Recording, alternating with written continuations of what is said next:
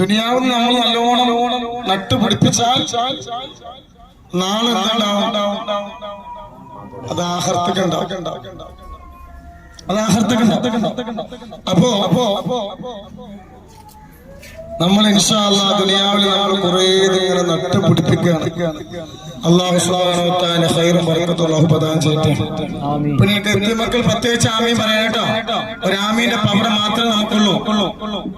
പിന്നെ ഞങ്ങളോട് പ്രത്യേകമായിട്ട് പറയാനുള്ള കാരണം ഇപ്പൊ കബീറൻവര് പറഞ്ഞ പോലെ എന്തിനാണ് ഇപ്പൊ നമ്മൾ ഫോട്ടോ എടുത്ത് കൊടുക്കണത്, എന്തിനാ അതിന്റെ ആവശ്യം ഇപ്പൊ പല ആളുകളും ചോദിക്കുന്നുണ്ടായിരുന്നു.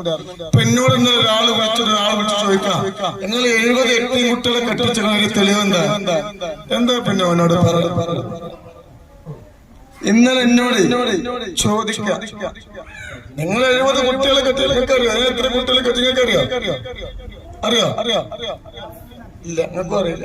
ഇതാണ് പിന്നെ ഒരിക്കറിയില്ലല്ലോ. എന്നാ എത്ര കെട്ടിങ്ങനെ പറഞ്ഞാണ്? കറക്റ്റ് ഒരാളത്തിന് പറഞ്ഞാണ്. ഞാൻ പറഞ്ഞൊക്കെ തെറ്റാണ്. കറക്റ്റ് ഒരാളത്തിന് എത്ര കുട്ടി? 70 ആണോ 75 ആണോ 80? 70 കുട്ടികളെ നമ്മൾ കെട്ടിച്ചു. ഈ 70 കുട്ടികളെ ഞാൻ കെട്ടിച്ചു വിട്ടത് എന്റെ പോക്കറ്റിൽ പൈസ എടുത്തിട്ടല്ല.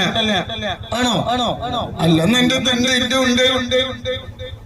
ഒരുപാട് ആളുകൾ നമുക്ക് തന്ന പൈസകൾ കൊണ്ടാണ് ഈ 70 എത്തിയ മക്കളെ നമ്മൾ കെട്ടിച്ചു വിട്ടത്.